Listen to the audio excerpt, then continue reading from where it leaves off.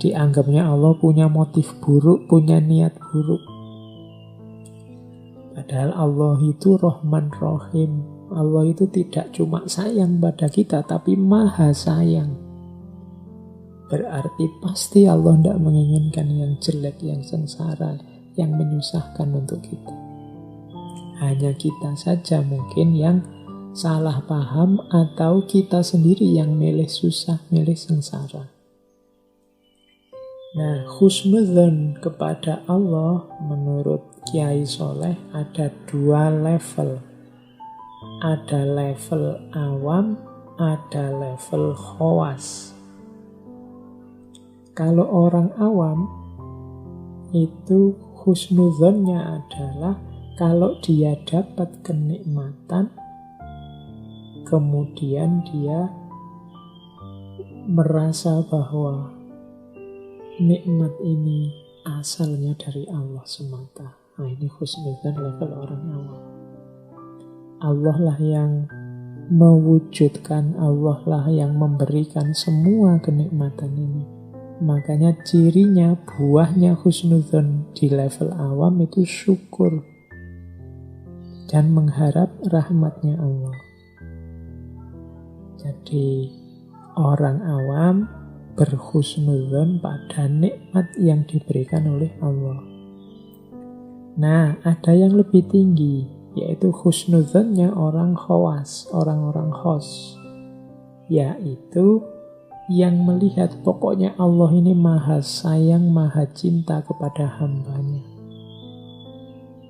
Meskipun yang kita rasakan ini sengsara, yang kita rasakan ini kesulitan hidup, yang kita rasakan ini ketidaknyamanan hidup, orang yang husnudzon di level khos ini menganggap bahwa semuanya merupakan kebaikan Allah kepada kita. Allah sebenarnya menginginkan yang baik dan yang terbaik untuk kita, hanya saja kita tidak paham. Hanya saja kita mungkin belum bisa membaca. Ada corona, ada macam-macam bencana, ada pertikaian, perselisihan di banyak tempat. Tapi orang-orang yang husnudzon pada Allah, ini pasti skenario-nya Allah untuk tujuan yang baik, untuk hasil yang baik. Hanya saja kita manusianya belum paham. Insya Allah nanti buahnya baik. Nah, kalau yang level 2 ini orang khos. Kalau orang awam biasanya lebih mudah husnudzon pada yang wujudnya nikmat-nikmat. Tapi kalau orang khos, apapun wujudnya, apakah itu nikmat, apakah itu dirasakan menyusahkan, semuanya dianggap buahnya kasih sayang Allah yang pasti hasilnya nanti kebaikan. Kalau tadi yang orang awam melahirkan syukur nikmat, kalau yang husnudzonnya orang khos melahirkan rasa cinta, rasa percaya, rasa tawakal kepada Allah. Orang yang husnudzon itu enak, tidak mudah mengeluh, tidak mudah susah. Ada orang maki-maki dia, kalau dibaca husnudzon itu orang ini ternyata perhatian padaku, ternyata dia juga sayang padaku, makanya dia sebut kesalahan-kesalahanku sehingga semoga besok aku bisa memperbaiki. Ini perspektif husnudzon. Kalau orang perspektifnya suudzon, bahkan orang ngomong baik sekalipun dicurigai. Wah, jangan-jangan orang ini muji-muji aku, tapi nanti di belakangku menjelek-jelekan aku, atau membuat aku terlena sehingga nanti dia bisa ngalahkan aku, atau sebenarnya dia iri sebenarnya, cuma itu basa-basi saja. Ini orang yang perspektif suudzon, biasanya lebih tidak tenang, lebih stres.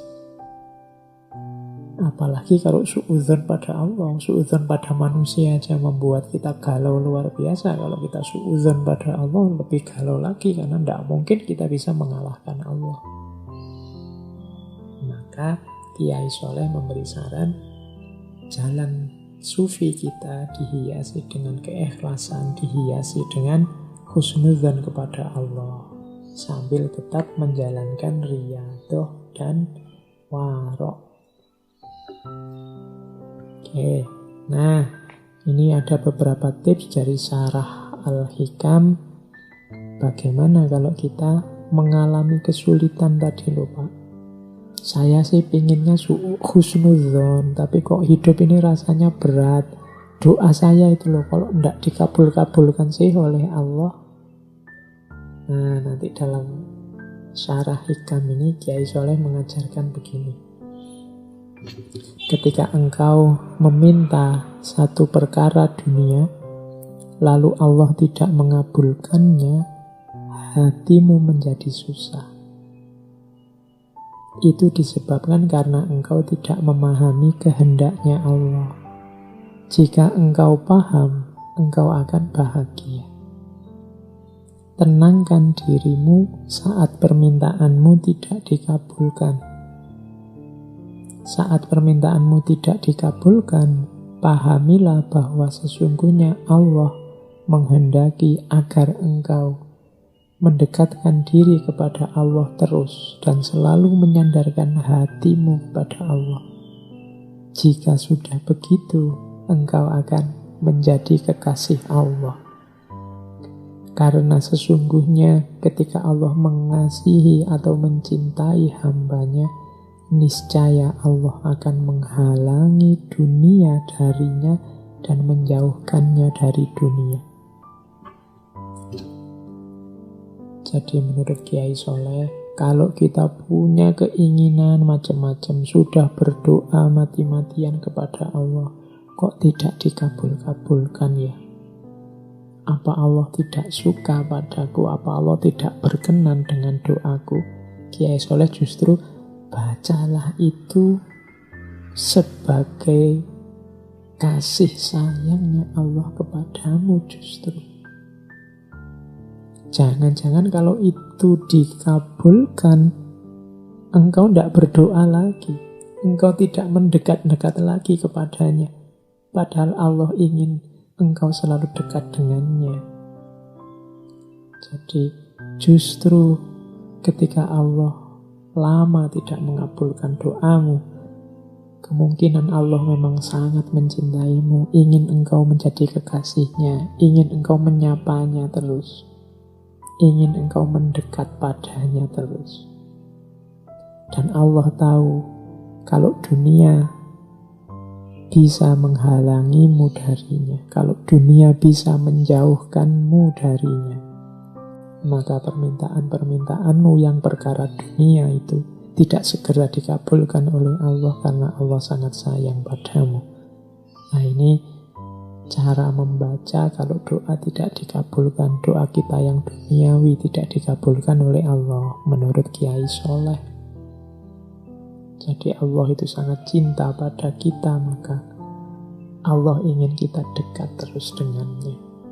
Maka bersyukurlah kalau teman-teman merasa saya Pak sudah minta ini itu yang duniawi. Mungkin pengen apalah yang duniawi, mungkin jodoh, mungkin harta, mungkin jabatan, mungkin kedudukan, kok tidak dikabul-kabulkan oleh Allah? Kemungkinan karena Allah sangat sayang pada kita, karena Allah tahu dunia bisa menghalangi kita untuk dekat dengannya, bisa menjauhkan kita darinya. Dan Allah ingin kita selalu menyebut namanya, selalu dekat, menghibah, mendekatinya. Nah, ini cara Kiai Soleh mengajarkan kita menyikapi keinginan, kesulitan dalam hidup. Selanjutnya ada kalimat begini. Apakah engkau mengetahui bahwa seorang ibu yang menyayangi anaknya pasti mencegah anaknya dari mengkonsumsi makanan yang berbahaya bagi kesehatan? Apakah engkau tidak mengetahui bahwa tabib yang mengobatimu, yang berbelas kasih terhadapmu, pasti akan mencegahmu dari mengkonsumsi makanan yang tidak patut engkau makan karena penyakitmu tadi? Padahal belas kasih Allah kepada hambanya itu melebihi belas kasih seorang ayah ataupun seorang ibu terhadap putra-putrinya. Ini penjelasan lebih jauh dari Kiai Soleh. Sebagaimana ibu yang sangat sayang pada anaknya, tidak semua yang diminta anaknya akan dikabulkan, apalagi yang membahayakan kesehatan. Juga seorang dokter yang bertanggung jawab terhadap pasiennya, yang sayang terhadap pasiennya, pasti akan mencegah kita melakukan hal-hal, memakan apapun yang merusak kesehatan kita. Jadi memang isinya larangan. Dokter itu kan melarang makan ini, melarang makan itu. Ibu juga begitu, anaknya tidak boleh ini, tidak boleh itu. Tapi larangan ini adalah simbol kasih sayang. Penolakan, tidak mengabulkan permintaan, ini sebenarnya simbol kasih sayang. Karena orang tua tahu bahayanya apa buat anaknya, dokter tahu bahayanya apa buat pasiennya. Persis seperti itulah bukti sayang Allah pada kita ketika Allah tidak mengabulkan doa kita persis seperti yang kita inginkan. Allah lebih tahu yang berguna, yang baik, yang bermanfaat untuk hidup kita. Di situ justru tampak kasih sayangnya Allah kepada kita. Nah, ini syarahnya Kiai Soleh terhadap Al-Hikam. Jadi ini makanya teman-teman tidak perlu galau kalau ada keinginan yang belum terkabulkan. Kalau ada cita-cita sudah lama berdoa kok ya ndak jalan-jalan, kok ya ndak dikabul-kabulkan. Kita hanya fokus pada dunia, kita lupa bahwa di balik doa yang tidak terkabul tersembunyi kasih sayang Allah yang sangat dalam pada kita. Keinginan kita itu kan hasil kalkulasi akal, keinginan, hasrat, nafsu kita yang bisa positif, bisa negatif karena terbatas daya jangkau akal kita. Tapi kalau Allah pasti tahu sampai detail, sampai mana manfaat dan mudorotnya untuk hidup kita. Jadi kadang-kadang memang sama Allah ya tidak dikabulkan 100% begitu saja. Karena Allah tahu kalau dikabulkan begitu saja justru jangan-jangan mudorot pada kita. Lah tapi Pak, ada itu orang yang hidupnya nakal, tidak pernah berdoa ibadah apalagi. Tapi lah kok enak terus.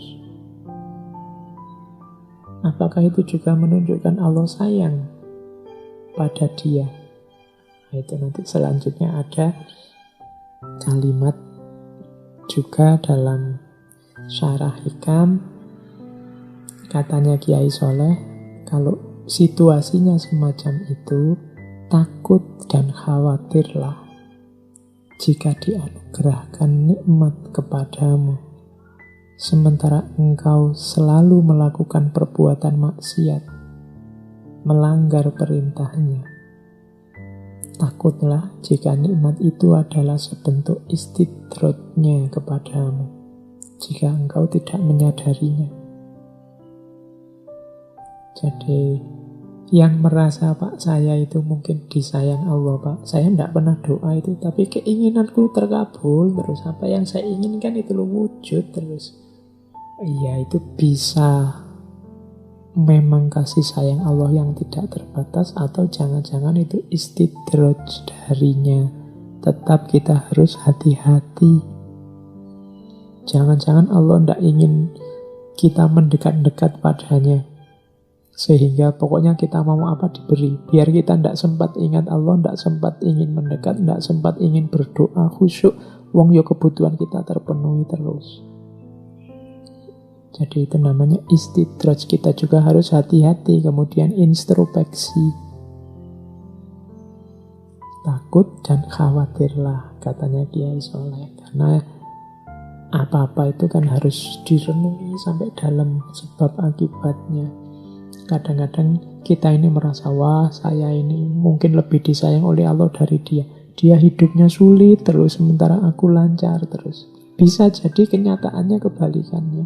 dia sangat disayang oleh Allah, makanya secara dunia dia sulit terus, sehingga dia berdoa terus, ingin mendekat terus ke Allah biar kesulitannya terselesaikan.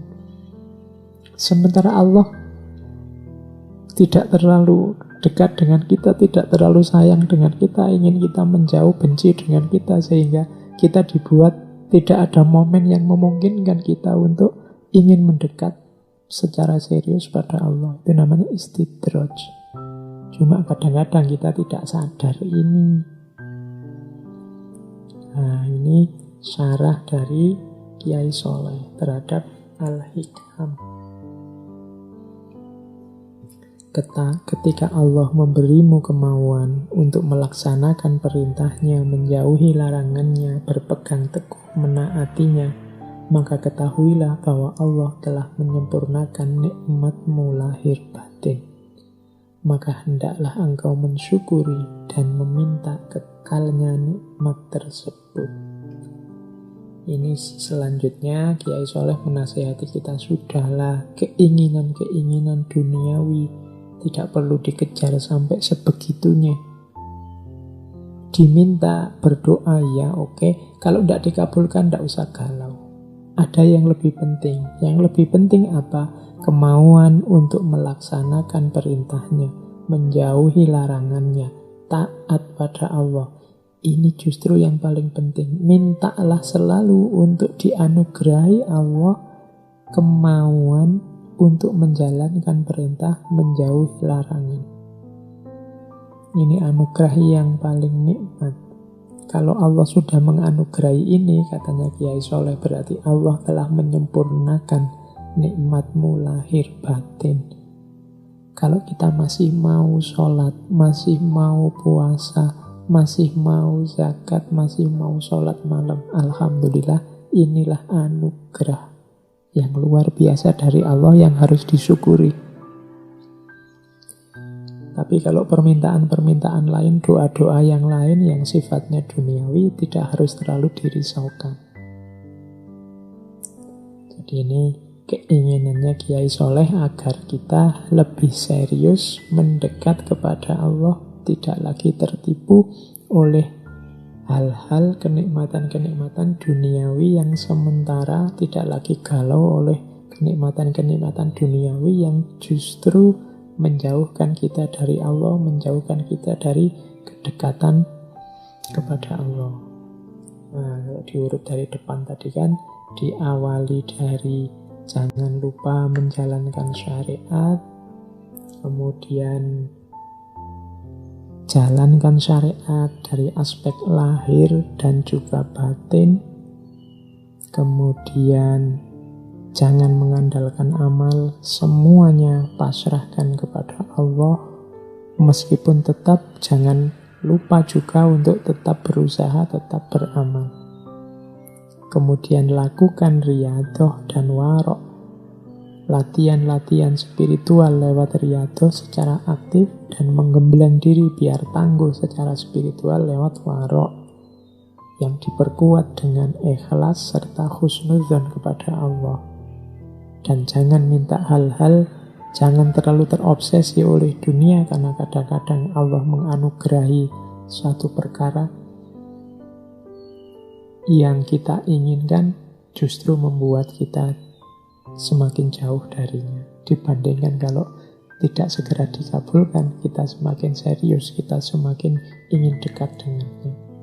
Kadang-kadang tidak terkabulnya doa menjadi isyarat bahwa Allah sangat sayang pada kita, ingin selalu dekat dan mendengarkan keluh kesah kita.